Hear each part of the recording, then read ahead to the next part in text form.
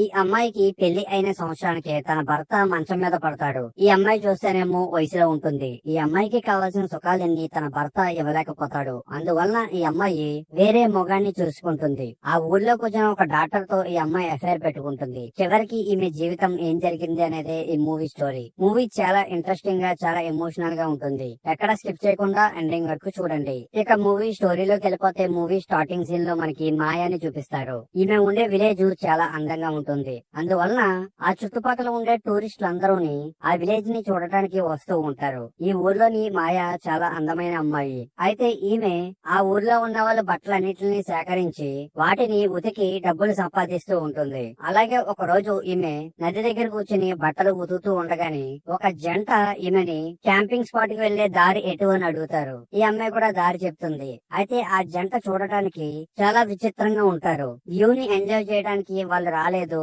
ఇద్దరు ఈ అడవిలో ఇంటిమేట్ అవుతాకి వచ్చారు అన్న విషయం మాయా కనిపెడుతుంది. ఆ కపుల్ ని ఫాలో అవుతూ వెళ్తుంది.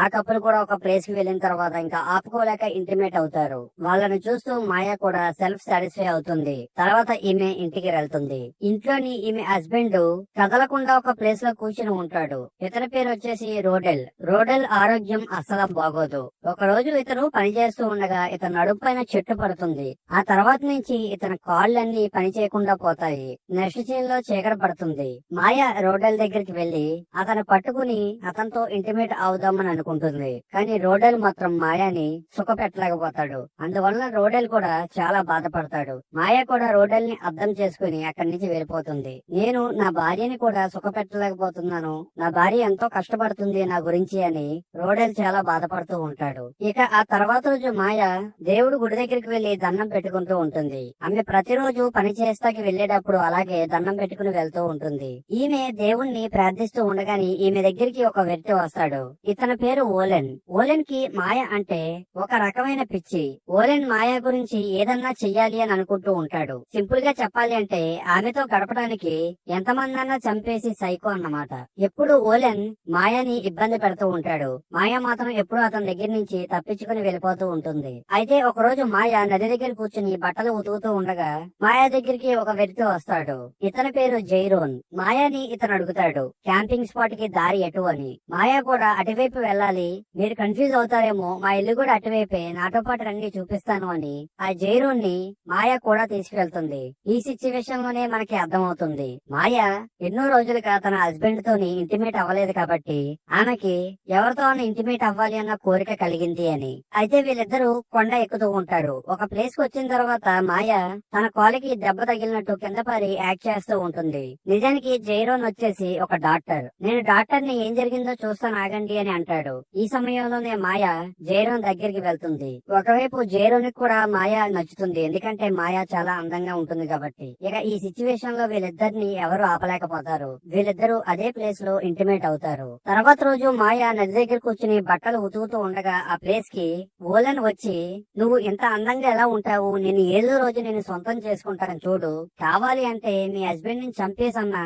నిన్ను నేను అనుభవిస్తాను అని ఆమెని చాలా మాటలు అంటూ ఆమెను ఇబ్బంది పెడుతూ ఉంటాడు. మాయా తరపున ఎవరన్నా మాట్లాడతాడు అంటే ఆమెకు ఉన్న ఏకైక హస్బెండ్ నడవలేక మూలపడి ఉంటాడు. అందుకు మాయా అతన్ని ఇంకా ఏమీ అనదు. ఇంకొక వైపు ఇంట్లో చూసుకుంటే రోడెల్ చాలా బాధపడుతూ ఉంటాడు. నా భార్య ఎంతో కష్టపడుతుంది డబ్బు కోసం, నాకు సాయం చేస్తుంది, అలాగే బయటికి వెళ్లి పని కూడా తెస్తుంది, నాకు ఎందుకు ఈ జీవితాన్ని ఇచ్చావని ఎప్పుడు దేవుణ్ణి ప్రార్థిస్తూ బాధపడుతూనే ఉంటాడు. తర్వాత సీన్ లోని మాయా ఇంటి బయట నుంచుని ఉన్నప్పుడు మాయా దగ్గరికి జైరోస్ వస్తాడు. నీ గురించి నేను చాలా వెతికాను, ఊర్లో ఉన్న వాళ్ళని అందరిని అడిగితే ఈ అడ్రస్ చెప్పారు అని అంటాడు. ఇక్కడే మాయా తనకి పెళ్ళయిందని, తనకి ఒక హస్బెండ్ ఉన్నాడని జైరోస్ కి చెప్తుంది. అది వినగానే జైరోస్ షాక్ అవుతాడు. నీకు పెళ్లి అయిపోయిందా, హస్బెండ్ కూడా ఉన్నాడా, నీ హస్బెండ్ ఏం చేస్తూ ఉంటాడు అని అడిగితేనే మాయా తన హస్బెండ్ కి జరిగిన విషయం అంతా చెప్తుంది. ఈ సిచ్యువేషన్ లో జైరోస్, నువ్వు ఏమి బాధపడకు, నేను డాక్టర్ ని కదా, మీ హస్బెండ్ ని నేను నడిచేలా చేస్తాను,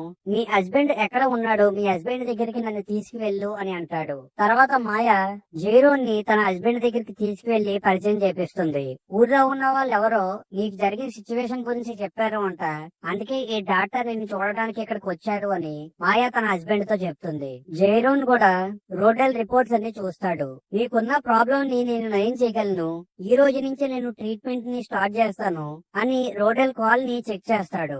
ఆ తర్వాత జైరోన్ మాయ మళ్ళీ అడవిలోకి వెళ్తారు. అక్కడ వీళ్ళిద్దరూ ఇంటిమేట్ అవుతారు. వీళ్ళిద్దరూ వాళ్ళ పనిలో ఉండగానే వీళ్ళిద్దరూ ఇంటిమేట్ అవుతున్నట్టు ఓలెన్ చూసేస్తాడు. చూడటమే కాకుండా తన దగ్గర ఉన్న ఫోన్ తోని వీళ్ళిద్దరూ ఇంటిమేట్ అవుతున్న దృశ్యాలను కూడా రికార్డ్ చేసేస్తాడు. తర్వాత రోజు జీరోన్ రోడెల్ దగ్గరికి వచ్చి తన కాలుకి వైద్యాన్ని చేస్తూ ఉంటాడు. రోడెల్ ఏమో ఆ నొప్పిని భరించలేక కళ్ళు మూసుకుని ఉంటే ఇంకొక వైపు మాయా మాత్రం జైరోన్ ని రెచ్చగొడుతూనే ఉంటుంది.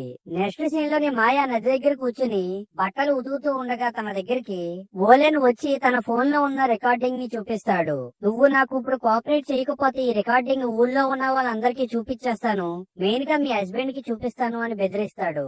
ఈ సిచ్యువేషన్ లో మాయా ఇంకా ఏమీ చేయలేక ఓలెన్ కి లొంగిపోతుంది. అయితే ఆ తర్వాత రోజు నుంచి జైరోన్ చేసే వైద్యం రోడెల్ కి పడుతూ ఉంటుంది. రోడెల్ లెగిచి నడవటం మొదలు పెడతాడు. స్లోగా ఒక్కొక్క అడుగు వేస్తూ ఉంటాడు. మాయా కూడా చాలా ఆనందపడుతూ ఉంటుంది. తర్వాత రోడెల్ జైరోన్ కి థ్యాంక్స్ చెప్తాడు. మీరు నాకు ఎంతో సాయం చేస్తున్నాడు అని అంటాడు. తర్వాత రోడెల్ ఇంటిలోకి నడుచుకుని వెళ్ళిపోతాడు. అయితే బయట మాయా జైరోన్ కి థ్యాంక్స్ చెప్తూ ఉంటుంది. అయితే ఈ సిచ్యువేషన్ లో వీళ్ళిద్దరూ అదే ప్లేస్ లో రోడెల్ ఇంటి ముందే ఇంటిమేట్ అవుతారు. ఆ రోజు నైట్ నుంచి రోడెల్ ఏదో బాధతో కుమిలిపోతూ ఉంటాడు. మాయాని అడుగుదామని అనుకుంటూ ఉంటాడు గాని అడగలేకపోతాడు. నెక్స్ట్ డే కి రోడెల్ ఫుల్ గా నడవడం మొదలు పెట్టేస్తాడు. ఆల్మోస్ట్ 90% దాకా బాగా నడుస్తూ ఉంటాడు. ఈ సిచ్యువేషన్ లో మాయా చాలా ఆనందపడుతూ ఉంటుంది కానీ రోడెల్ కి మాత్రం అసలు ఆనందమే ఉండదు. తన మొహంలోని బాధ చాలా క్లారిటీగా కనిపిస్తూ ఉంటుంది. ఇక ఆ రోజు నైట్ జైరోన్ మాయా క్యాంపింగ్ ప్లేస్ లో కూర్చుని డ్రింక్స్ తాగుతూ ఎంజాయ్ చేస్తూ ఉంటారు. ఆ ప్లేస్ కి ఓలెన్ ఫుల్ గా తాగేసి వస్తాడు. తన ఫోన్ లో ఉన్న రికార్డింగ్ ని చూపించి ఇప్పుడు మనం ఇంటిమేట్ అవుదామని మాయాని అంటాడు. పక్కన ఉన్న జైరోన్ కి చాలా కోపం వస్తుంది. ఓలెన్ ని కొడదామని అనుకుంటాడు.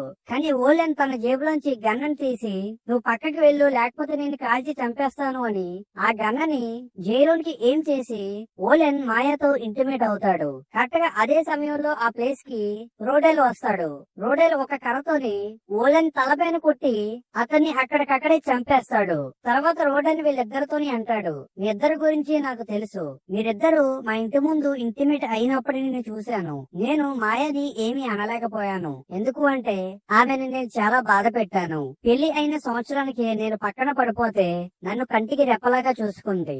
ఆమెని నేను ఏమీ అనలేను అని చెప్తాడు. తర్వాత సీన్ లోని జైరోన్ వీళ్ళిద్దరి దగ్గరికి వస్తాడు. నేను చేసిన దానికి నన్ను క్షమించండి, నేను చాలా తప్పు చేశాను అని రోడెన్ కి సారీ చెప్తాడు. జైరోన్ చాలా బాధతోని అక్కడి నుంచి వెళ్ళిపోతూ ఉంటాడు. అప్పుడు రోడెల్ జైరోన్ ని వెనక్కి పిలిచి మీరు చేసిన దానికి చాలా థ్యాంక్స్. మంచం పైన ఉన్న నన్ను లేచి నడిచేలాగా చేశారు. అందుకు నేను ఈ థ్యాంక్స్ మీకు చెప్తున్నాను. కానీ ఇక మీరు ఇక్కడికి ఎప్పుడూ రాకండి, నాకు ఎప్పుడూ కనిపించకండి అని చెప్తాడు. జైరోన్ కూడా బాధపడుతూ అక్కడి నుంచి వెళ్ళిపోతాడు. ఒకవైపు మాయా ఏమో తన హస్బెండ్ ఎంత మంచివాడో తెలుసుకుంటుంది. తన చేసిన తప్పుకి వేరే వాడైతే అక్కడికక్కడే చంపేదుడు. కానీ తన హస్బెండ్ తన బాధని తన మనసుని అర్థం చేసుకున్నాడు కాబట్టి మాయా కూడా ఇంకా ఏమీ మాట్లాడకుండా తన హస్బెండ్ ని పట్టుకుని సారీ అని చెప్తుంది.